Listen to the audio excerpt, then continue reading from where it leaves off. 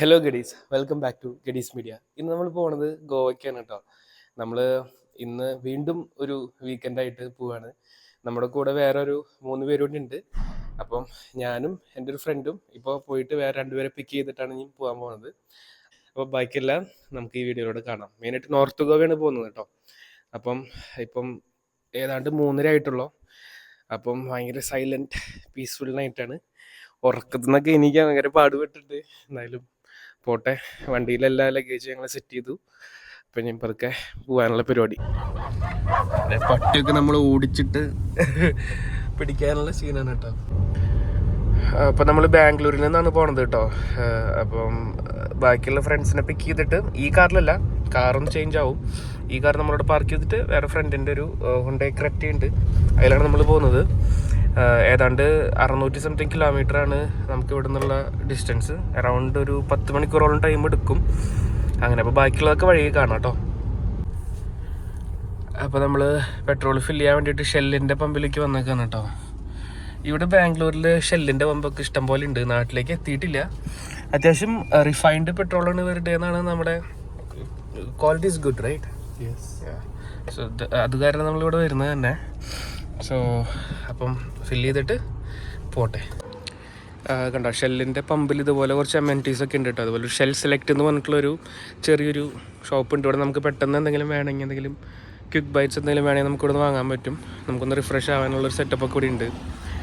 ഇവിടെ കണ്ടോ, നമ്മുടെ വണ്ടി ഫ്യൂവലായോണ്ടിരിക്കുകയാണ്. അപ്പം ഇത് കഴിഞ്ഞിട്ട് ബാക്കിയൊക്കെ പോണ വഴിക്ക് കാണാം. ബാംഗ്ലൂരിൽ നിന്ന് ഗോവയ്ക്ക് വരുന്ന വൺ സൈഡ് ഡിസ്റ്റൻസ് എന്ന് പറയുന്നത് ഏതാണ്ട് 600ഓളം കിലോമീറ്റർ കേട്ടോ. പിന്നെ ബാംഗ്ലൂർ നമ്മൾ പോണ വഴി എന്ന് പറയുന്നത് ചിത്രദുർഗ ദാവൻഗര വഴിയാണ് നമ്മൾ അങ്ങോട്ടേക്ക് എത്തുന്നത്. ബ്രേക്ക്ഫാസ്റ്റ് കഴിക്കാനായിട്ട് ഞങ്ങൾ ഒരു റെസ്റ്റോറൻറ്റിൽ നിർത്തിയിട്ടുണ്ടായിരുന്നു. അപ്പോൾ നമ്മൾ കാലത്ത് മസാല ദോശ ഇട്ടും കഴിച്ചത്. അത് കഴിച്ചിട്ട് വീണ്ടും നമ്മൾ യാത്ര തുടർന്നു.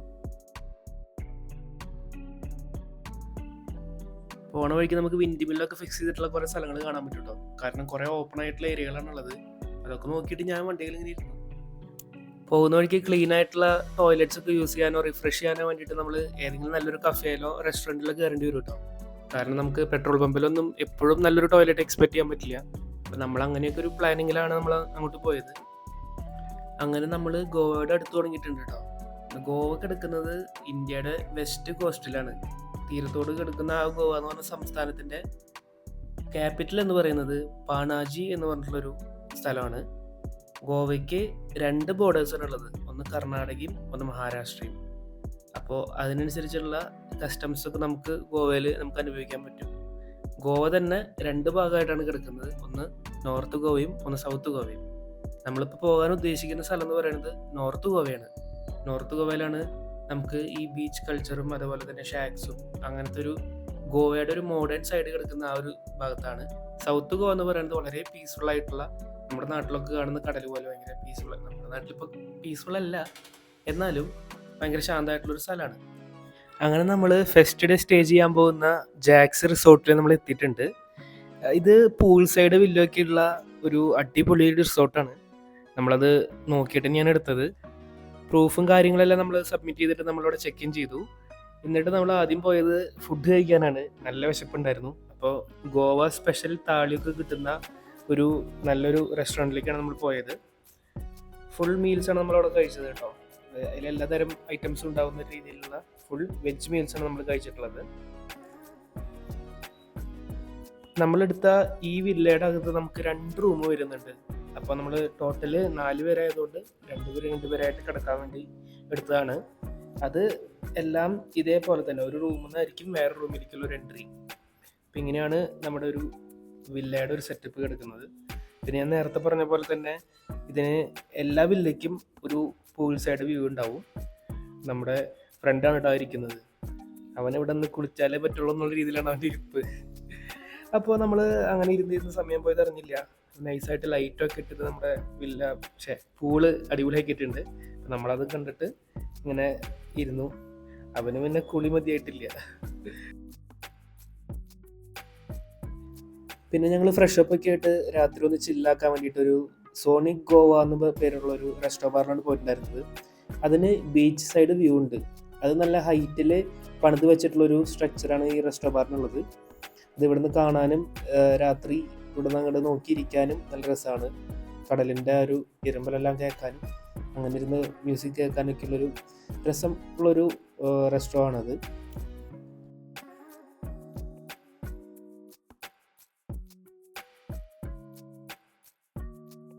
ഞങ്ങൾ അവിടെ നിന്നെല്ലാം ഇറങ്ങിയിട്ട് ഗോവയുടെ ഈ പർച്ചേസിങ്ങിനൊക്കെ ആയിട്ടുള്ള സ്ട്രീറ്റ്സിൽ കൂടെ ഒക്കെ നടന്നു. ഇങ്ങനത്തെ സ്ട്രീറ്റ്സ് ഞങ്ങൾക്ക് ഗോവയുടെ പല ഭാഗങ്ങളിലും കാണാം. ഏതെങ്കിലും ഓരോരോ ഏരിയാസൊക്കെ ടാർഗറ്റ് ചെയ്തിട്ടുണ്ടാവും. നാച്ചുറൽസിൻ്റെ ഒരു ഔട്ട്ലെറ്റിൽ പോയിട്ട് ഞങ്ങൾ ഐസ്ക്രീമൊക്കെ കഴിച്ച് ആ ദിവസം അങ്ങനെ അവസാനിപ്പിച്ചു. പിന്നെ പിറ്റേ ദിവസമാണ് കേട്ടോ നമ്മുടെ ഡേ നമ്പർ 2. അപ്പോൾ നമ്മൾ ആദ്യം സ്റ്റാർട്ട് ചെയ്തിട്ടുള്ളത് തന്നെ ഈ കോംപ്ലിമെൻ്ററി ബ്രേക്ക്ഫാസ്റ്റ് കഴിച്ചിട്ടാണ്. ഇത് നമ്മൾ ബുക്ക് ചെയ്യുമ്പോൾ തന്നെ അന്വേഷിക്കേണ്ട ഒരു സംഭവമാണ് കേട്ടോ. ബ്രേക്ക്ഫാസ്റ്റ് കോംപ്ലിമെൻ്ററി ആണെങ്കിൽ നമുക്ക് ആ ഒരു കാലത്ത് എണീച്ചിട്ടുള്ള ഒരു മെസ്സ് നമുക്ക് ഒഴിവാക്കാൻ പറ്റുന്നതാണ്. അപ്പോൾ അവർ തന്നെ എല്ലാ കാര്യങ്ങളും പ്രൊവൈഡ് ചെയ്തിട്ടുണ്ടാവും. മെയിൻലി അതൊരു ഇംഗ്ലീഷ് ബ്രേക്ക്ഫാസ്റ്റാണ് ഈ ഒരു വില്ലയിൽ നമുക്ക് കിട്ടിയിട്ടുള്ളത്. നമ്മളതൊക്കെ കഴിച്ച് നമ്മൾ അടുത്ത കാര്യങ്ങൾ പ്ലാൻ ചെയ്തു കേട്ടോ. കാരണം നമ്മൾ ഈ ഒരു നൈറ്റിന് മാത്രം നമ്മൾ ഈ ഒരു റിസോർട്ട് ബുക്ക് ചെയ്തിട്ടുണ്ടായിരുന്നുള്ളൂ. നമുക്കവിടെ വെക്കേറ്റ് ചെയ്യാൻ ടൈമായിരുന്നു. ഇവിടുന്ന് നമ്മളിനി പോകുന്നത് ഒരു റിസോർട്ടിലേക്കാണ് കേട്ടോ. കാരണം അത് കുറച്ചും കൂടി ബഡ്ജറ്റ് ഫ്രണ്ട്ലി ആണ്. നമ്മൾ ഇതൊരു ദിവസത്തേക്കാണ് ബുക്ക് ചെയ്തിട്ടുണ്ടായിരുന്നത്. കാരണം നല്ല കോസ്റ്റ് ആയിരുന്നു.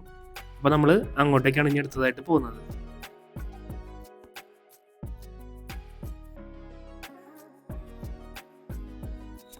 അങ്ങനെ നമ്മൾ എത്തുന്നത് സമ്മർ വില്ല എന്ന് പേരുള്ളൊരു ബീച്ച് റിസോർട്ടിലേക്കാണ്. ഞങ്ങൾ അങ്ങോട്ട് കയറിയപ്പോൾ ഞങ്ങൾക്ക് ഇതുപോലെ കുറച്ച് റെൻറ്റഡ് ബൈക്സ് കാണാൻ പറ്റി. അത് പ്രൈവറ്റ് ആയിട്ടും അതേപോലെ തന്നെ ഇതുപോലെ റിസോർട്ട്സ് കൊടുക്കുന്നതായിട്ടും അങ്ങനെ കുറേ സ്ഥലത്ത് നമുക്ക് റെൻറ്റഡ് ആയിട്ടുള്ള ഇങ്ങനത്തെ ബൈക്സ് കിട്ടും കേട്ടോ. അപ്പോൾ നമുക്ക് ഓണായിട്ടൊരു വെഹിക്കിൾ ഇല്ലെങ്കിൽ നമുക്ക് ഇതുപോലെ റെൻറ്റഡ് എടുത്തിട്ട് നമുക്ക് ഇറങ്ങി കാണാവുന്നതാണ്.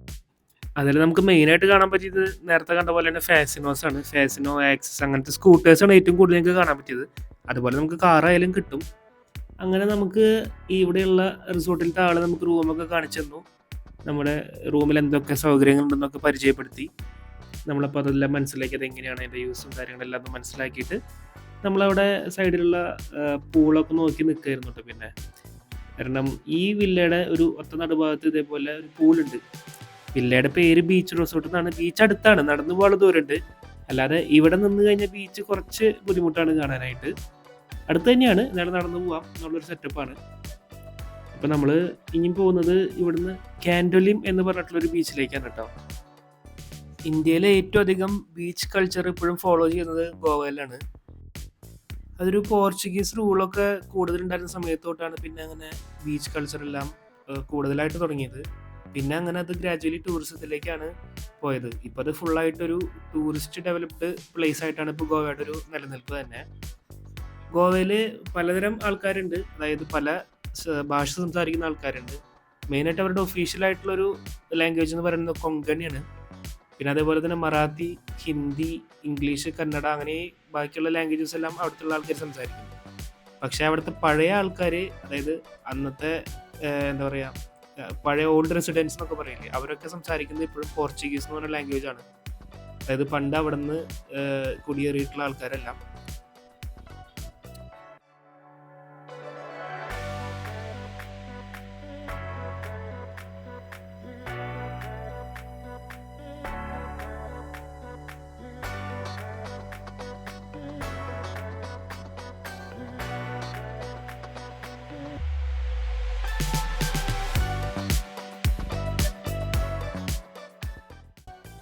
പിന്നെ നമ്മൾ ഇതേപോലുള്ള ബീച്ചിലൊക്കെ പോയി കഴിഞ്ഞാൽ ഇതുപോലെ ഇഷ്ടം പോലെ ബീച്ച് ആക്ടിവിറ്റീസ് എല്ലാം ചെയ്യാൻ പറ്റും കേട്ടോ. അത് മെയിനായിട്ട് വാട്ടർ സ്പോർട്സ് ആണ് നമുക്ക് ചെയ്യാൻ പറ്റുന്നത്.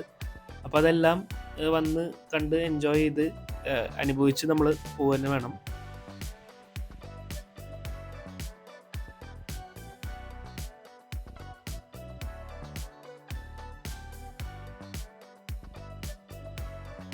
പിന്നെ നമ്മൾ അവിടെ നിന്ന് തിരിച്ചു പോരുന്ന വഴി മാവറിക് ആൻഡ് ഫാർമർ എന്ന് പറഞ്ഞിട്ടുള്ളൊരു നല്ലൊരു കഫേ നമ്മൾ കയറിയിട്ടുണ്ടായിരുന്നു കേട്ടോ.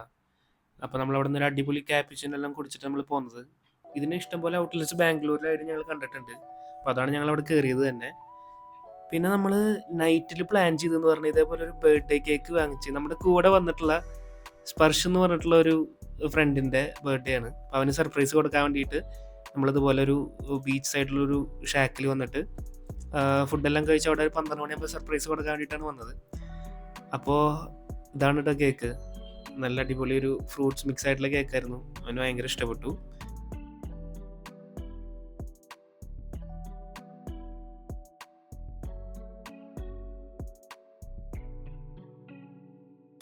ഫുഡെല്ലാം കഴിച്ചിട്ട് നമ്മൾ ബീച്ച് സൈഡിൽ കുറച്ച് നേരം വെറുതെ ഇരിക്കാന്ന് വെച്ചപ്പോൾ നമുക്ക് അവിടെ ഒരു കവര് എന്ന് പറഞ്ഞുള്ളൊരു പ്രതിഭാസം കാണാൻ പറ്റിയിട്ടാണ്. ബയോലൂമിനോസെൻസ് എന്ന് പറയാം. നമ്മൾ നാട്ടിൽ വെച്ചിട്ട് കവര് കണ്ടിട്ടുണ്ടായിരുന്നു. അതിനെ ചുറ്റിപ്പറ്റിയിട്ടുള്ള ഒരു വീഡിയോ ഞാൻ ഈ ചാനലിൽ തന്നെ ചെയ്തിട്ടുണ്ട്. ഞാനത് മുകളിൽ പിൻ ചെയ്യാം, അല്ലെങ്കിൽ ഡിസ്ക്രിപ്ഷനിൽ ആഡ് ചെയ്യാം. അത് ഒരു പ്രത്യേകതരം, അതിൽ നാട്ടിൽ കാണാൻ പറ്റുന്ന ഒരു നീല വെളിച്ചമായിരുന്നു. പക്ഷെ ഞങ്ങൾക്ക് ഇവിടെ കാണാൻ പറ്റിയതൊരു വൈറ്റ് കളറ് വെളിച്ചത്തിലാണ് ഞങ്ങൾ കവര് കണ്ടത്. മൂന്നാമത്തെ ദിവസം ഞങ്ങൾ ഇതുപോലെ തന്നെ കോംപ്ലിമെൻ്ററി ബ്രേക്ക്ഫാസ്റ്റ് കഴിച്ച് റെസ്റ്റ് എടുക്കേണ്ടി വന്നു കേട്ടോ ഞങ്ങൾക്ക്. കാരണം ഫുഡ് പോയ്സൺ ഉണ്ടായി. അപ്പോൾ എല്ലാവരും വരുമ്പോൾ സൂക്ഷിച്ച് കണ്ടും ഭക്ഷണമെല്ലാം കഴിക്കുക, അല്ലെങ്കിൽ ഇതുപോലത്തെ പ്രശ്നങ്ങളുണ്ടാവും. ഫോട്ടോസ്റ്റാറ്റ് എടുക്കുന്ന ഷോപ്പിൽ വരെ മദ്യം വിൽക്കുന്ന ഒരു അപൂർവ കാഴ്ചയാണ് ഞങ്ങൾക്ക് ഇവിടെ കാണാൻ പറ്റിയത് കേട്ടോ. അങ്ങനെ നമ്മൾ 4ാമത്തെ ദിവസത്തേക്ക് കടന്നു. നമ്മൾ പോകുമ്പോൾ ഇതേപോലെ കാസിനോസ് ഒക്കെ നമുക്ക് കാണാം കേട്ടോ. ഷിപ്പ് ഇങ്ങനെ നിർത്തിയിട്ടിട്ട് അതിൽ ചൂതാട്ടം നടത്തുന്ന ഒരു ഷിപ്പുകളാണ് കേട്ടോ. നമ്മൾ അടുത്ത് പോയി കണ്ടില്ല, ഇതുപോലെ വണ്ടിയിൽ പോകുമ്പോൾ നമുക്ക് കാണാൻ സാധിച്ചു. പിന്നെ ഇതുപോലൊരു വലിയൊരു ബ്രിഡ്ജ് കാണാൻ സാധിച്ചു കേട്ടോ. ഈ മുംബൈയിലൊക്കെ ഉള്ള പോലത്തെ സീലിംഗ് എന്നൊക്കെ പറയില്ല, അതേപോലത്തെ ഒരു ബ്രിഡ്ജ് കണ്ടു. 4ാമത്തെ ദിവസം നമ്മൾക്ക് അങ്ങനെ റിട്ടേൺ ചെയ്യാനുള്ള ഒരു ദിവസമായിട്ടാണ് നമ്മൾ സെറ്റ് ചെയ്ത് വെച്ചിട്ടുണ്ടായിരുന്നത് കേട്ടോ. അപ്പോൾ റിട്ടേൺ ചെയ്യുന്നതിന് മുന്നേ നമ്മൾ സെയിൻറ്റ് ഫ്രാൻസിസ് ചർച്ചിലാണ് പോയത്. അപ്പോൾ അവിടെയും നമ്മൾ ഇതേപോലെയുള്ള റെൻറ്റഡ് വെഹിക്കിൾസ് നമുക്ക് കാണാൻ പറ്റി. അപ്പോൾ അതുപോലത്തെ അവൈലബിലിറ്റി എല്ലായിടത്തും ഉണ്ട്. അപ്പോൾ നിങ്ങൾക്ക് കറങ്ങി കാണാനായിട്ട് ഒരു പ്രോബ്ലം ആവില്ല. ആക്സസിബിലിറ്റി ഒരു വിഷയമല്ല ഗോവയിൽ. പിന്നെ ഈ ഒരു ചർച്ചിൻ്റെ പേര് എന്ന് പറയുന്നത് ബെസിലിക്ക ഓഫ് ബോം ജീസസ് എന്നാണ് കേട്ടോ. നോർമലി എല്ലാവരും സെയിൻറ്റ് ഫ്രാൻസിസ് ചർച്ച് എന്നാണ് പറയുക. ഇത് വളരെ ഒരു ഹിസ്റ്റോറിക്കൽ പ്ലേസ് ആണ് കേട്ടോ. എല്ലാവരും ഗോവയിൽ വരുമ്പോൾ മസ്റ്റായിട്ട് കാണേണ്ട ഒരു ഹിസ്റ്റോറിക്കലായിട്ടുള്ള ഭയങ്കര ചരിത്രം ഉറങ്ങിക്കിടക്കുന്ന ഒരു സ്ഥലമാണ്.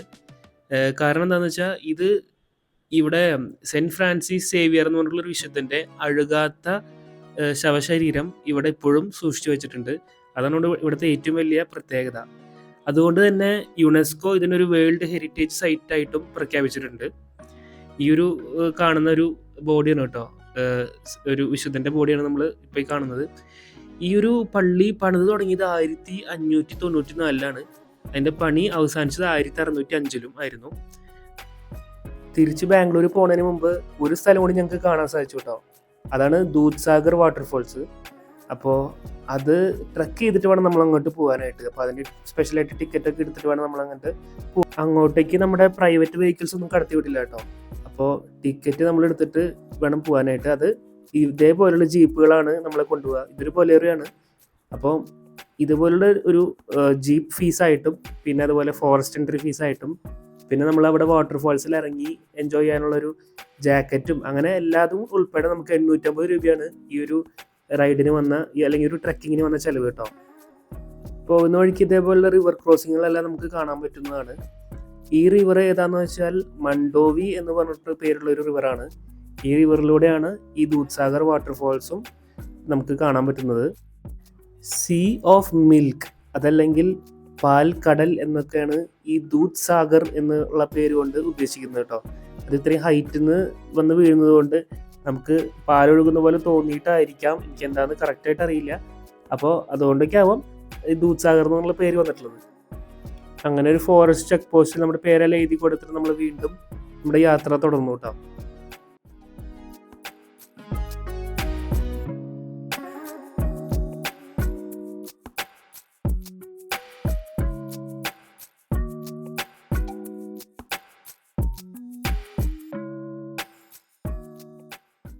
നിങ്ങൾ ഇൻസ്റ്റാഗ്രാമിലായാലും യൂട്യൂബിലായാലും ഒരു വീഡിയോസൊക്കെ കണ്ടിട്ടുണ്ടായിരിക്കും കേട്ടോ. അതായത് ഒരു ട്രെയിൻ ഇങ്ങനെ ഒരു ബ്രിഡ്ജിന് മുകളിൽ കൂടെ പോകുന്നതും അതിൻ്റെ സൈഡിൽ കൂടെ ഒരു വാട്ടർഫോൾസും എല്ലാം.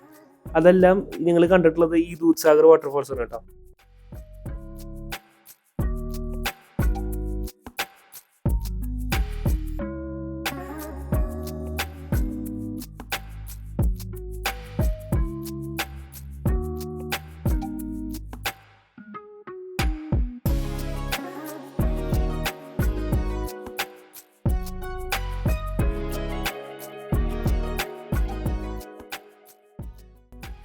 അങ്ങനെ നമ്മൾ ദൂദ്സാഗർ വാട്ടർഫോൾസിൽ എത്തിയിട്ടുണ്ട്.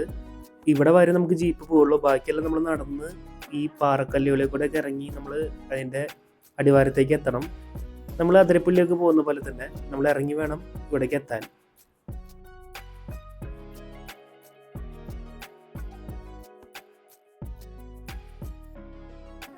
ഈ പാറക്കല്ലിൻ്റെ ഇടയിൽ കൂടെയൊക്കെയുള്ള ഈ ഒരു ബ്രിഡ്ജൊക്കെ ഭയങ്കര സീനിക് ബ്യൂട്ടിയാണ് കേട്ടോ. നമ്മളത് കണ്ടിട്ട് തന്നെ അവിടെ എക്സ്പീരിയൻസ് ചെയ്യേണ്ട ഒന്നാണ്.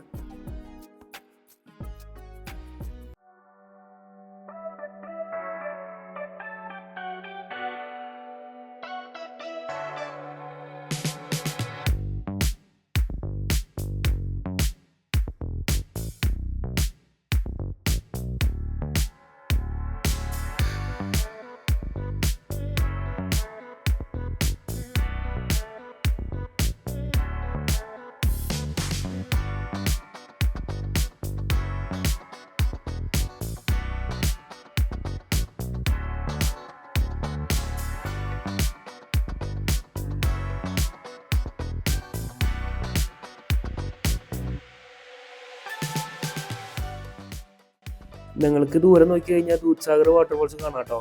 ഈ ഏറ്റവും മുകളിൽ നിന്ന് ഈ താഴെ വരെ ഏതാണ്ട് 310 മീറ്റർ ഹൈറ്റിൽ നിന്നാണ് ആ വെള്ളം പതിക്കുന്നത്.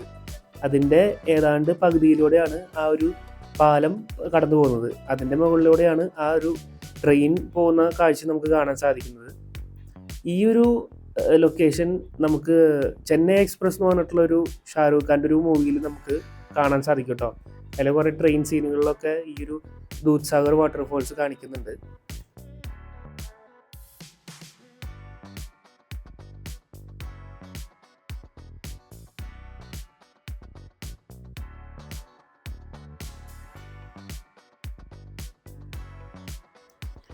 നമ്മുടെ ഫോൾസിൻ്റെ അടിയിലുള്ള ഈ വെള്ളം അത്രയധികം ഡീപ്പല്ല, എന്നാലും നമുക്ക് ലൈഫ് ജാക്കറ്റ് തന്നിട്ടുണ്ട്. അതുപോലെ എല്ലാവരും ഇറങ്ങി എൻജോയ് ചെയ്തു. നമ്മളും അതുപോലെ ഇറങ്ങി നീന്തിയിട്ടൊക്കെയാണ് വന്നത്. നമ്മളങ്ങനെ തിരിച്ച് അതെല്ലാം കണ്ടിട്ട് തിരിച്ച് നമ്മൾ ഈ ജീപ്പിൽ പോകാൻ കേട്ടോ.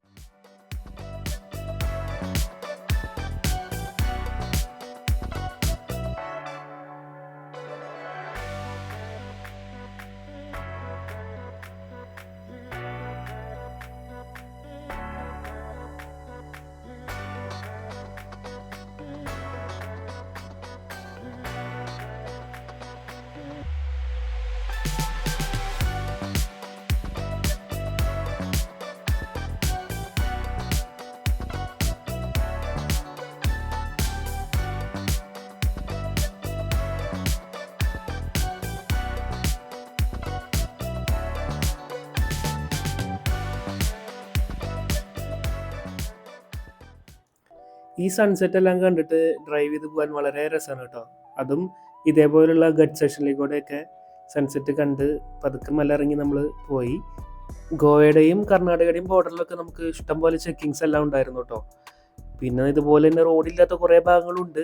അതിലൂടെയൊക്കെ കറക്റ്റ് അതിൻ്റെ കഴിവ് തെളിയിച്ചിട്ടാണ് നമ്മൾ പോയത്. നല്ലൊരു ഓഫ് റോഡ് എക്സ്പീരിയൻസ് ആയിരുന്നു.